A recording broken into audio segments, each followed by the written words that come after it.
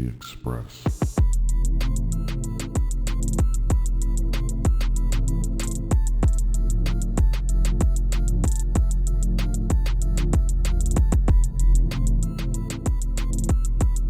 The Express podcast today.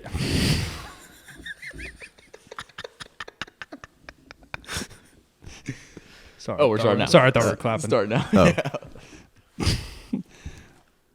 Welcome back to the Express podcast. Today we are going to be moving forward in our reading on becoming a king, and we're going to be looking at the chapter of becoming a journalist, which is honestly my favorite chapter that we have read today, or read till today. It's a lot more like everything we've talked about has been like the more of like the inner self soul searching. And I feel like this is a little bit more of like the outward expression, like practical, hands in the manly, dirt. like hands in the dirt, Yeah. fixing things, being out in nature, all that kind of stuff. Got the juices flowing just reading it, of what it's like to be a man. let alone like doing the stuff he's talking about, right? Yeah, I don't know. But to start off, what did you think about his opening of the colonist and the Native American type talk? And I'll just give some background of it. And we have talked about this on previous podcasts, I think from season 1, and definitely kind of talked about a little bit of this stuff during this season. But so just a little bit of background. When the Native Americans were greeted with these European people that were coming to colonize Virginia, okay, the colonists thought that the Native Americans basically were going to be biting at the bit to join their society. And they thought that, you know, they were going to spread Christianity and that they were going to basically take over the Native Americans, and that the Native Americans would want, above all, to be a part of their society. And it was actually the opposite. Many Native Americans wanted nothing to do with the English, and they wanted nothing to do with the way that they were educated, treated, anything like that. It's a complete different lifestyle for them. Correct. And because these colonists assumed that their way of life was superior because that's all that they had ever known too. I don't want to just completely trash them because that's all that they had known. So they figured that, oh, this is a better way to be. Look at this luxury.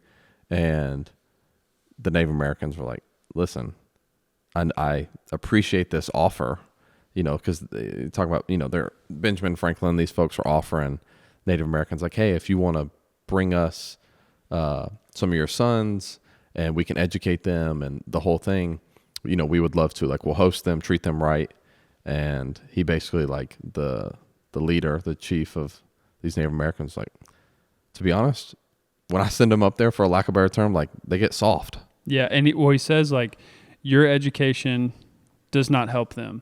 And when they send their youth to become educated on their sciences of the colonists and their world, when they return, it makes them worse in theirs. He says, when they came back, they were bad runners, ignorant of every means of living in the woods, unable to bear either cold or hunger, knew neither how to build a cabin, take a deer, or kill an enemy. They spoke our language imperfectly, and they were neither fit for hunters, warriors, or counselors. They were totally good for nothing. Yeah. And so really this whole chapter is exactly kind of what Dansby originally talked about. I'll say this though too. It's cool because he goes, but if you want to send some of your sons, I'll teach them how to be like one of us. Welcome to the show. Yeah. Yeah. Which it's a kind of a cool, like, respectful interaction of two different lifestyles, which we can go into a whole nother thing about how that just doesn't happen these days. But I thought that I kind of found that part interesting too. Okay. And then he dives right into it. I'm getting pretty pumped here. It says, page 64, it says, what does it mean for a man to become educated? Then this is where it says, or this is where I get excited. What does it take in this day and age to make a man? Ooh. Because if you listen to the previous episode, we had talked a little bit about like what society thinks a man should be. But like, honestly, like, what does it mean in today's world to be a man? Like, what do you think? Or what is it, like, if someone asks you, like, hey, Mitch, like, you're a man. Like, how are you a man? What makes you a man? Simply, like, provide for you and your family and, like, your community.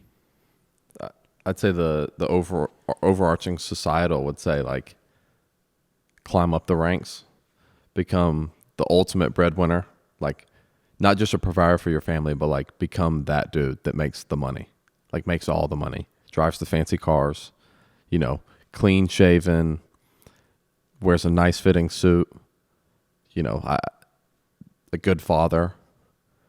I feel like society's even gotten away from that. About like taking care of your own, protecting your own. We kind of just equate it to making money. Like truthfully, that's kind of how I feel like society has twisted what a man is. That's very, I don't know, because like honestly, like if you ask me, okay, well, you know, Mason, like what does it mean to you to be a man? Like I wrote some things down. I said like a leader, protector, God-fearing man, like a provider to my family, like a protector of my family. Like you have a responsibility as a man for something that's more than yourself, right? And I think in the chapter he says this idea that like usually men are like have this idea of like protection and the ability to provide for something or someone, like your family, which is kind of interesting. But why? I feel like in today's world, you're absolutely correct. Like people think like it's more materialistic type thing. Like what do you have? Like do you have $500,000 house? Do you have a sweet car? Do you have a bunch of Instagram followers? Do you have... Where are you going shopping? Yeah. Like, what are you doing? Like, does it matter that you're wearing, you know, Old Navy, or do you need to be wearing something that's very expensive when it's the exact same t-shirt? You wearing a Rolex? Yeah, like, what do you... It's a status thing. Like being a man is like who has the highest status. Now, how is that impacting society? It's driving it down the drain. Spiraling out of control because there's no like leadership. There's no standing up for what a man is supposed to be. There's no standing up for beliefs. There's no standing strong morally. It's just kind of like if it's inconvenient, don't do it. Whereas a man, it's like our job is to provide for our families, to provide that safe haven. So the moms, the kids don't ever have to worry about anything, don't have to stress about anything because we handle things. Like we are fixers. He says that like we're made to fix things. And that's where he gets into the whole like, what is a generalist? Because when I first saw that, I'm like, I have no idea where this chapter is going. I was thinking like minimalist or Yeah. like what does this word even mean? But then you kind of get to realize and he gets onto it later in the chapter, and I know we'll cover it. It's like we outsource everything. Like there's so many of us that just specialize in one thing. And, if the toilet's leaking, we call somebody to come fix it. We don't fix it ourselves. If something's, wrong with the house, we call somebody. And I'm probably more guilty than any of y'all because just the luxury of resources and all those things, I can just outsource all that. Like, oh, this ain't working. Call so-and-so. And truth be told, like reading this chapter, it's like eating at my heart because you realize that like, man. Yeah, I was listening to a podcast and they were, giving an example of sort of that sort of thing. Like, when the Wi-Fi goes out, it's like not so much that you're mad that the Wi-Fi is out. You're more mad that like you don't know how to fix it. Like you're reliant on someone else to come do that sort of work. And that's what kind of he's saying is like eating at our manhood. Not you. You're the Wi-Fi man. I mean, I can handle my way around a router. In college. Unplug and plug it back in, baby. Let's get it. In college, the router was in Mitchell's room. It's every time the Wi-Fi would go out. Just get a text or a yell from hey. We lived in like a ranch-style home, and so we would just yell like, hey, or like sometimes before Mitchell would go to bed, he'd come out and be like, hey, just want to let y'all know I reset the router for you guys. You should have good Wi-Fi. A couple minutes. Give it. And we're back in action. He's like, give us 10 minutes and we'll be back in action. No, but right, it, like when your car breaks down, it's like, it's not so like, I mean, obviously you might be frustrated with the situation, but it's like, you're more mad that like it knocks at you on a deeper level because it's like, I don't have the tools or the knowledge to fix this myself. And I have a story about that. And so this, I've told this story probably before on the podcast. I can't really remember. So anyways, my story. So one of the times that I've felt like the most fulfilled in life was I was in Colorado visiting Zach after we had graduated college. He took a job working in Colorado, whatever. So I flew out to visit him. Well, when Zach picked me up from the airport, he had explained to me that he was having some issues with the Tahoe. And I was like, okay, we didn't really think very much about it. The next day, we are going on like a maybe 2-hour drive there, 2-hour drive back to this like gorge that we were going to go hike and walk around. And we had some friends or whatever in the car. And we're driving. And I noticed that like the lights are kind of going off like in his Tahoe. And then I noticed like his speedometer goes off. And then I noticed that like he doesn't really have power. Like he can't get the RPMs up. What happened was alternator went out in the middle. So we had to pull over in the middle of nowhere, like tumbleweeds. And I remember Zach and I looking at each other like, we have to figure this out. Like we were now officially in a situation. And so it's actually fun. It's like one of those like God things. Like some dude, we were probably there 2 minutes, pulled over. He's like, hey, what's going on? Blah, blah, blah. We're like, we need a tow. He's like, cool. As he goes, well, what, like, where do y'all need to go? We're like, we're pretty sure it's an alternator, yada, yada, yada. He's like, well, I'll tow you into the next town. All right, cool.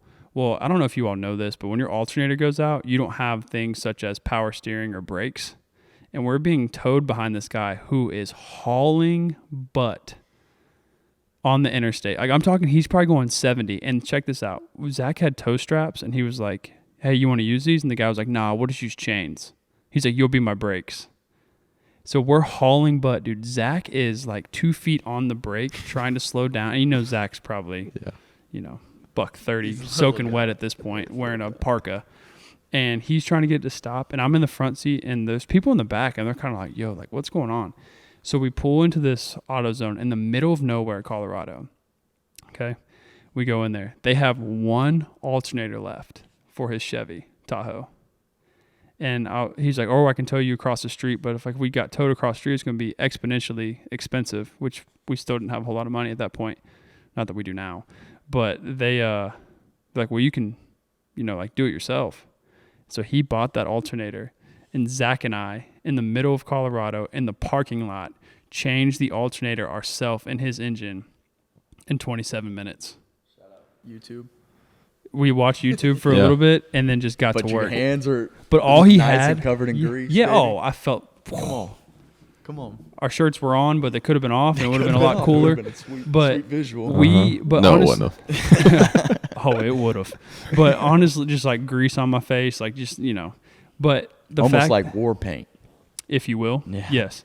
But the fact of we were able to change that by ourselves, and I remember putting everything back together, and then this is our first alternator, hopefully our last we ever had to change, but we changed it with the toolkit that he has sitting in the back of his Tahoe, like with just the tools that we had, and we had all these little issues, and we worked together. Like, I mean, if you have ever had to change an alternator, like you got to remove stuff, you got to take the belts off, like it's this whole thing, because they make things harder than they should be. But then when we put it all back together. And I remember Zach was like, all right, like, Fire it up. fire up. And he turned the key and the car started. And I remember him and I looking at each other like, we can. Just like a little silent nod. Yeah, like we can. We got this. We can conquer the world. We can buddy. conquer the world. Who else needs something? You need a transmission replaced? I can figure it out. Just blow a tire on the next stop. But at that point, you feel so accomplished because you had to do, like you did. We didn't call anybody. Like, Self-reliant. Yeah. And we had the skills and the education and the knowledge. And yes, we had both a little bit of experience of working on some cars and some stuff like that. But we were able to figure it out a part of like as being like, a man, if you will, which is very interesting. But I like he talks about like the creation of IKEA and how it's ruining like society. Which IKEA makes their bread and butter because their directions are so simplistic. But he's like, the directions are so simplistic as a man, it's almost insulting. Right. Stick. And he's like, it's not a knock on IKEA, but like that's where we are.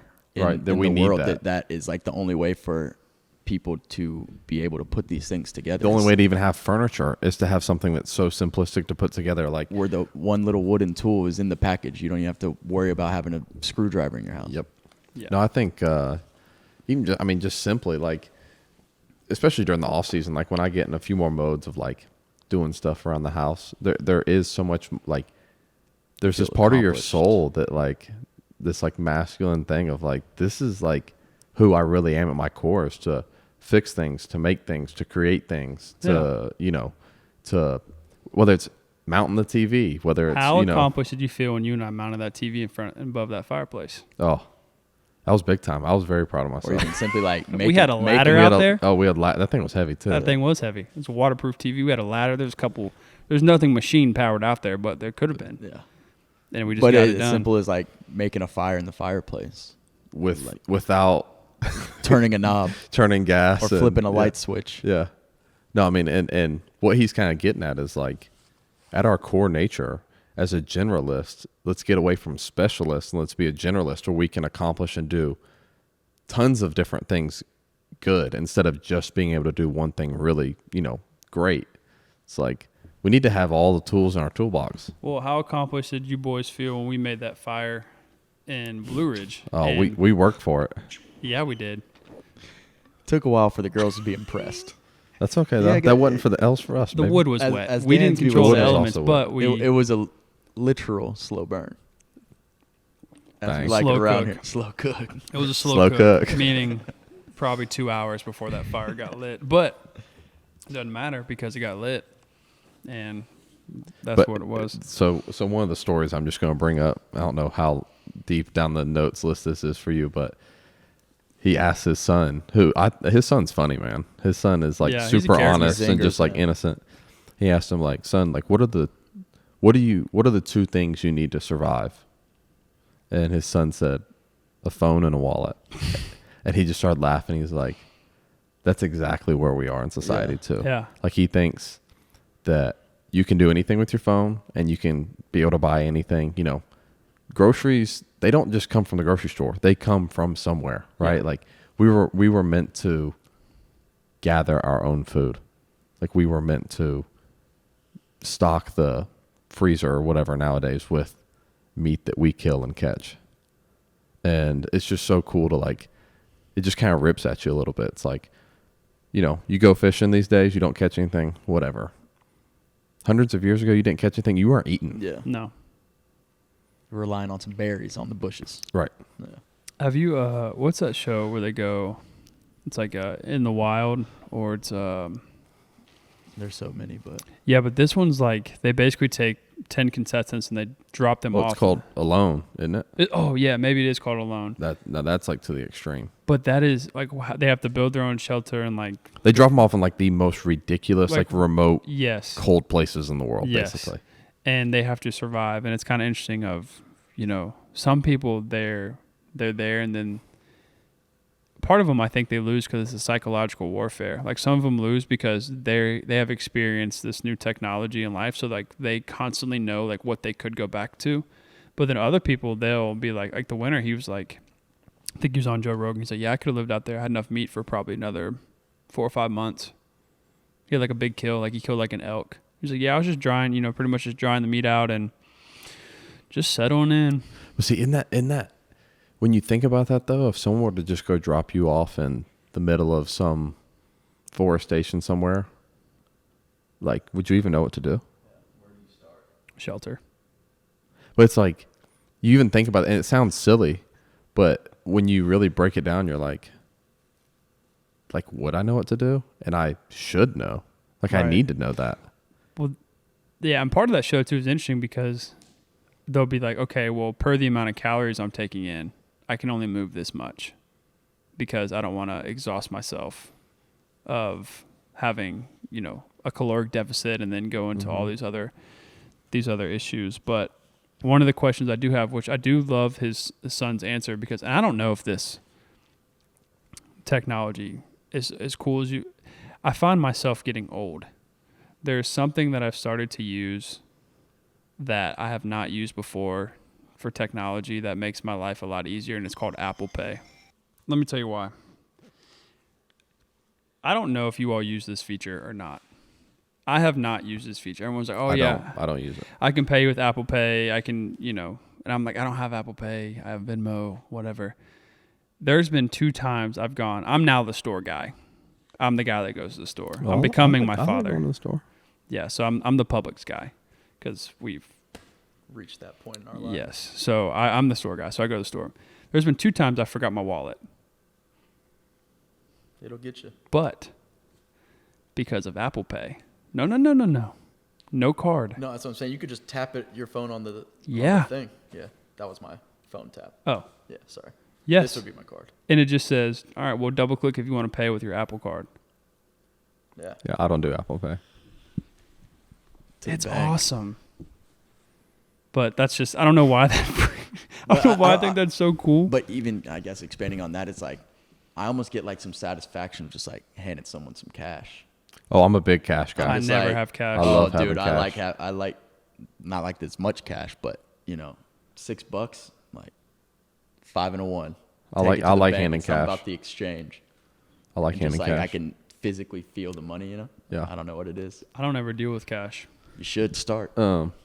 But what we were just talking about, and I want Mitchell to read this, is we kind of start, what is a man, and try and give our own little bit of a breakdown. But the author Morgan Snyder, he does a great job on this on page 65. It's like middle of the way through of kind of like defining what he says, and he even breaks down before he says like this isn't like mutually exclusive to just men, but Right. these are big time qualities that help form a man. He calls them foundational treasures that we have that we've lost. But he goes on to say, men were made to come through, to rise to the occasion. They were made to engage, to act, to offer strength and love and sacrifice so that others can flourish. They were made to bring a strength that, woven together with vulnerability and beauty, could bring forth life beyond telling. Men were made for action, to protect, to provide, to come through in a manner that allows others to rest, to provide for others protection in places both physically and soulfully, to be known and, above all, loved. Men were made to fix things, whether it is a broken mower or a broken heart. They were made for war so that others might experience peace through their sacrifice. There are qualities that are I can stop there, but he keeps going. It's good stuff. But I like that too, because he's not just saying like, as men were supposed to go to war and fight, but like there's a reason. Mm-hmm. It's for the sacrifice and to fix the mower and a heart, right? It's having the masculineness about you, but also the vulnerability and the beauty. It's so well put, because and like even just hearing that, just there's like this like bit in me, I feel like just like feels empowered, because it's like that is true direction of like what being a man is. Like I said, it's not just going to war to go to war. There's reasons why we do what we do. We fix things because guess what? Like he says, we want everything to be handled for the people around us so that they don't have to worry and stress about it. Like that's our duty as a man. Yeah. To provide for others protection in places both physically and soulfully. Well, also, I mean, think about how many times, whether it's Mal or M or Lex or whatever, they say, hey, can you do this for me? Like, there's sometimes that may be the last thing that we want to do at that moment. But the fact that they are asking you to do those things is, like, very powerful, I guess, in general, if you break that down. I don't know.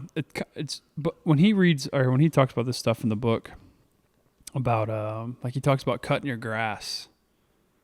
And, like, for me... Get your hands in the dirt. Yeah. I don't. I like cutting grass, but... Well, but then he says later on, like, if it fits... He says something like, if it fits your life or your level that you're when at. you're out of town, Like, 9 I mean, months out that's... of the year. And I mean, Like, when I get done playing, like, I'm going to be doing my own grass and landscape and all that. But for now, Yeah. I don't have the time to cut my grass. Right. You're not even in your house the majority. But right? Like, Right, yeah. Yeah, but what's funny is, so I have students that live in my neighborhood, and they'll be like, yeah, like, I always see Coach Howells, like, in the front yard, like, cutting his grass or edging or whatever. And I'm Coach like, Howell's got a riding lawnmower. oh, Oh, baby. need it. Buddy's out there. I haven't had a riding lawnmower, and then Lexi bought me one for my birthday a couple years ago, and I've been. Oh, it's a treasure. It's up there on It your just makes treasure it list. so much nicer. Yeah. Oh, yeah. But it's still like trimming, like making sure all your bushes are in the right order and making sure that all the sticks are picked up, like your house just looks presentable. But the reason why he's saying that though is like that's your duty. Yeah. It's your duty to protect your land, right? Like to protect what's yours and to make what's yours look the way you want it to look. It's not someone else's job. That is your job to do that. And he goes into, like we said, the soul sourcing versus outsourcing. It's like, no, my soul, I need to look at myself first before I start saying, oh, I'll pay Joe Smith to do that for me. Oh, this problem happens, I'll call someone else to fix it. Nope. We as men are called to fix those things ourselves. And yes, I'm not going to say that there's not there are some things I'm sure that outsourcing it to someone is the right move. Yeah. Like there are, but I will say what I've started to try and do too when people come over here to fix things or do whatever, it's like just sit and watch and learn and ask questions and figure out these things. So if it happens again, you can do it. You're equipping yourself with that knowledge. Yeah. I'm not an electrician. No, that's one thing. I don't really mess with electrical. Not since I got shocked. But maybe that story will be for another day, brother. Yeah, it's Judd's fault, but it's neither here nor there. But yeah, so it kind of hits on the point of, he also talks about this idea that technology, and what you said, like you need your phone and your wallet, like technology and advancement of society, has that changed what it means to be a man? It's kind of the question. Do you want me to repeat that? Yeah, run it back. So the question is, because he talks about how technology obviously is always changing, and maybe I like this chapter so much because he throws a lot of history in there, but he talks about how when the Industrial Revolution happened, so when society started advancing, that's when what it meant to be a man started to change, which is what Dansby talked about earlier, whether it's making the money or having this type of job or whatever. And so the question I wrote down is, do you think technology and the advancement of society has really, truly changed the true meaning of being a man? Because, yes, you do have more things accessible to you. Yeah, you don't have to leave your couch to get your groceries delivered to you. Like, it's literally like every bit of work that used to go into filling our bodies is null and void now. Like, it's not even work. Mm-hmm. So that raises the question of, do we truly need those skills of what is defined, like what he's defined as, just playing devil's advocate, of being a man? Like, do we truly need that today in today's society? Yes. Okay, how? The reason I say that is because I feel like it's changed what being a man, and I say this in quotation marks because it's falsely changed what it means, I think. Like those skills and the ability to garden or to cultivate or, reap what you sow kind of deal. Even those kinds of things, they are what allow you to actually fully like embrace this like masculine soul, because creation stayed the same ever since the beginning of time. And I think in order to fully embrace this like masculine soul that we're striving for, those are things that we have to look ourselves in the mirror and either learn how to do or pick and choose certain things. Like, would you know how to go, like he said, things I can do versus things I can't do? Like, can you go out in the forest, chop down a tree and cut up firewood? Now, realistically, like with our lifestyle, is that something that we necessarily need to get by? No. But do we need it for ourselves and our masculine soul? Yeah. What do you think? Well, just like, the book itself is, discussing about following this ancient path and talking about the evolution of what a man is not the, how it was written back then. And if our whole goal is to, be the man that hoists this kingdom for God, it's like, what does that mean? Not what society is telling us it means. I feel like you'd be living like a half-life, essentially. Yeah. If you're following this new modern age way of doing things. Like, no, we're here to follow the ancient path to becoming. And that requires getting your hands a little dirty. It's just an interesting question. I agree with you. I'm just playing devil's Well, it's advocate. like whenever we go down to Lake Charles to see family, Mal and I, whenever we go down there, I come back with such a like confidence about manhood, because every time we go down there, we go duck hunting And all the ducks we kill, we, cut out the breasts and take them home and, freeze them to be able to eat later on. It's like doing that, going fishing, like doing these outdoorsy things that like the hunting and gathering part, like actually doing that brings such a like calm, like a calmness and peace to your soul, because like that's like that part of us is like dying to get out, and it's just where we live. It's not necessarily like something we do all the time, but down there they do. Yeah. It's an interesting question. But I do think it is necessary because, again, you're filling your cup. And, like, that's a part of your cup, like, that needs to be filled just as a man or in general. I think that's why I like the outdoors so much. And to me, like, this kind of thought process leads to a lot more of, like, a simplistic lifestyle, because you don't have the luxury of the fanciness, Mm-hmm. It's... The important things like are shelter and food, yeah. Providing. But even like, talking about that ancient path, it's like when God wanted to, be with, or when Jesus wanted to be with the Lord, is like he was out in nature. He wasn't going to a coffee shop. Nope. You know what I mean? Like he was out where it was quiet and peaceful and in everything that God made us to reconnect with him. There's power in nature. There's power in God's creation of the earth, and trying to become one with that. Mm-hmm. Like the Yellowstone. I know we talked about like the Yellowstone. We knew Yellowstone was making a. We need to learn how to live with the land, not live on it. Right. Because that's how we were. That's how we were designed to be. Right. And it's not saying that you have to go all of a sudden live in a cabin. Yeah. No. But he does challenge you to say, okay, what are the things that you struggle with? Challenge yourself. Like in places that you were probably inadequate before, like learn, like just go camping more often, do things to get outside, do things to, like you said, they went out in Colorado and killed that big elk, and they didn't just send it off to the butcher shop they did it themselves. They packaged the meat. They cut out all the different things that they were going to freeze and keep. It's like, there's just a part of that to me helps elevate like a full life, not just like you did half the work, then you send it off and then you got all the cuts back. Yeah. Yeah. It's like, again, the process of soul searching over outsourcing. So he asks, like, how is your kingdom? And then he says, choosing to walk through the narrow gate of becoming a journalist begins with becoming aware of the present day condition of the relationships in the realm entrusted to your care, which again highlights back from chapter 1 where you are given this power. And then he asks a couple questions. He says, how is your soul? He says, are your relationships thriving and growing? How are your resources being stewarded? Where do you feel afraid and unequipped? What parts of your kingdom are you outsourcing? How much and why? And then he says, this next part's really important. He says, it takes great courage and provides great data to make an honest assessment of your kingdom through both a self-assessment and the feedback of those around you.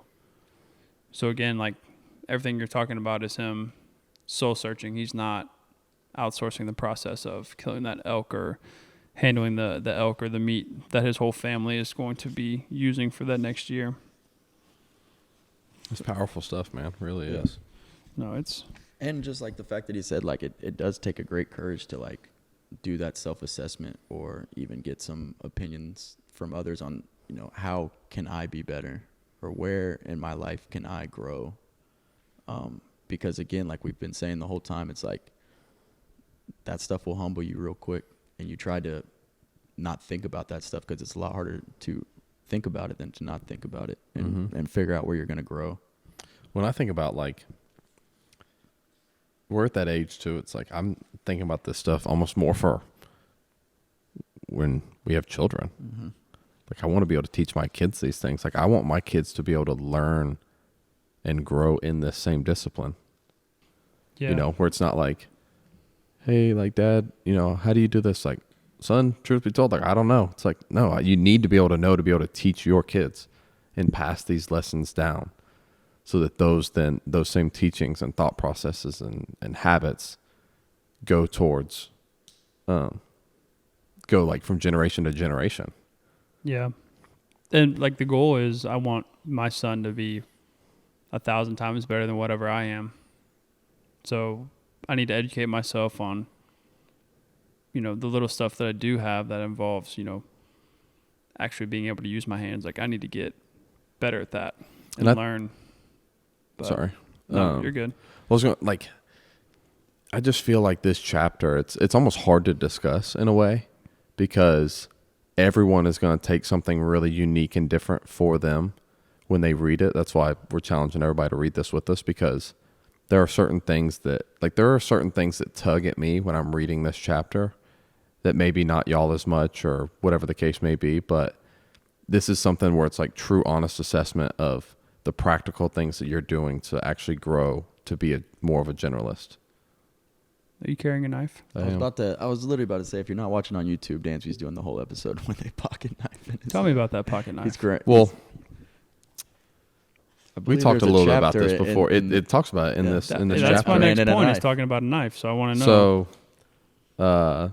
So for Christmas this year, I really wanted to start getting back into fishing. So Mal got me. This is before we even started. Before we even started this chapter, especially. Masculine was itching. My masculine was itching, trying to get back into some fishing, especially just around here. It's so much easier than like going hunting around here. And so she got me a pocket knife as well. And it's funny because I started to carry this with me like more often than I ever had because I never had one. And then he talks about in this chapter, it's like, as silly as it is, start carrying a pocket knife with you everywhere you go. Oh, I used to carry one everywhere.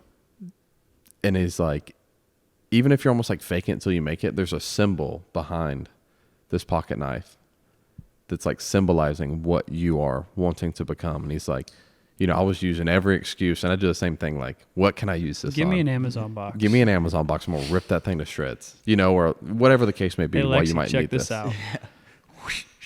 But at the end of the day, and he starts talking about like with his kids, there are so many instances throughout the day. It's like, I got a knife. We're like, we need a knife. And it's like, yep. Like daddy's always got a knife. That's what I think his daughter says. Mm-hmm. Like my dad, he's like, my dad's got one. There's like a proud like he's prepared. thing. Yeah. Cause he's prepared.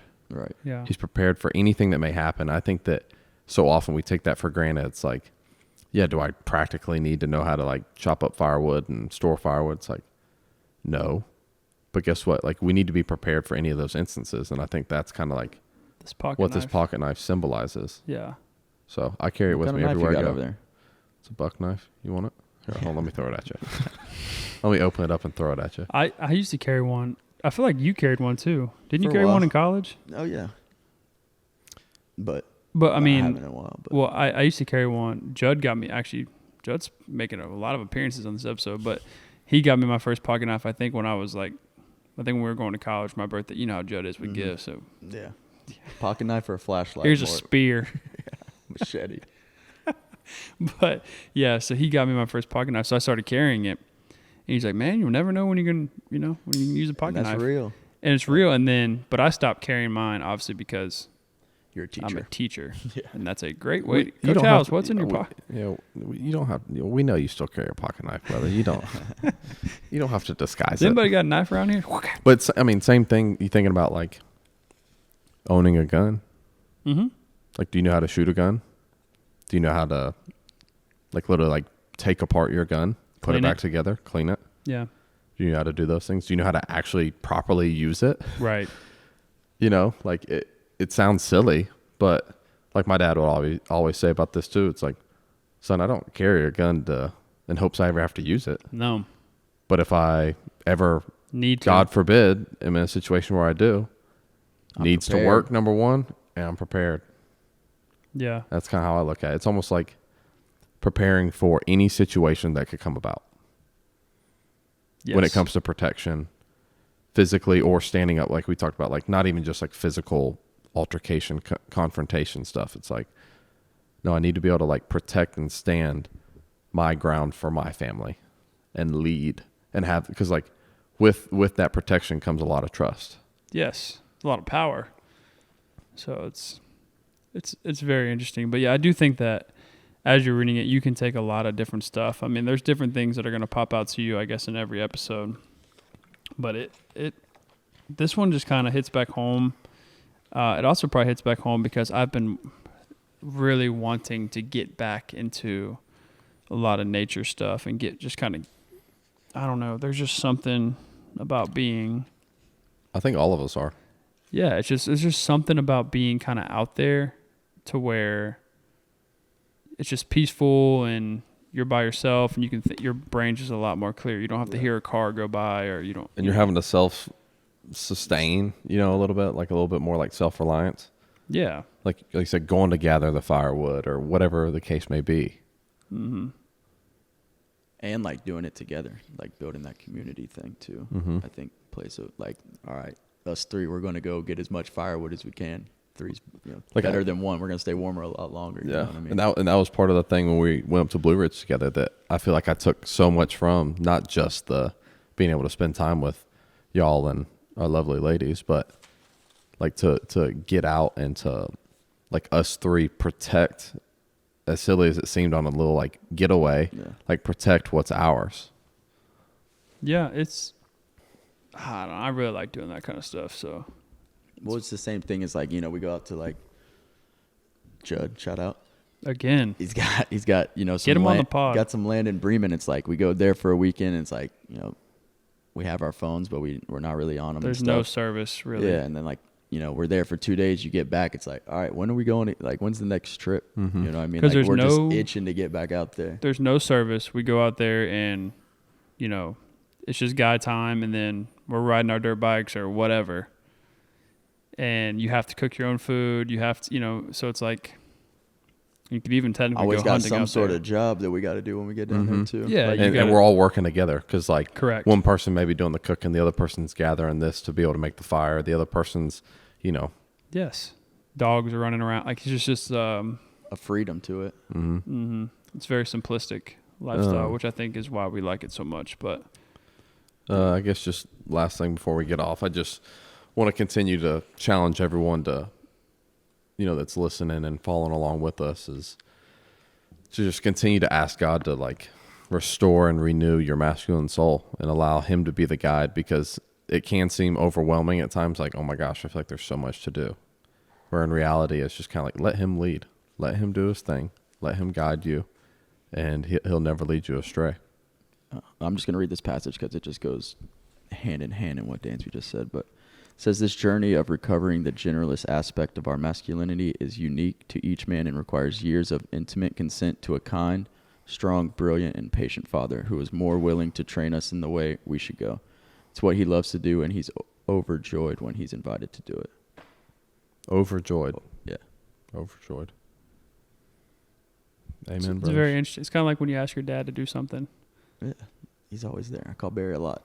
But you know what I mean? Like, you ask your dad, like, hey, can you help me with this? And a lot of times you maybe feel like, oh, I'm bugging him. They're but dying to help. oh, man. They're saying, like, yes, I can absolutely help you. They're there before you hang up the phone. Right. Yeah. Yeah. Which part of that is we're getting older and we don't ask for as much anymore. Right. Hopefully. Hopefully. Yeah. But still. But anyways, we appreciate you all for listening. Proud of everybody that's doing this with us. Yeah. I know this is changing my world, so Yeah. For all that are watching, for those of you that have DM'd us on the Express podcast, thank you. We've had a lot of people reach out, just kind of saying that, I had a guy reach out the other day saying he's buying the book. Was not a listener to the Express podcast, somehow stumbled across us on YouTube, and he's like, oh, I'm gonna buy this. And so he's starting his journey, and him and I kind of had a little conversation. We've had people DMing the Express podcast on Instagram, and share it with a friend, share it with who you want to be on this journey with you. So we appreciate you all. much love. You're See you in the next episode.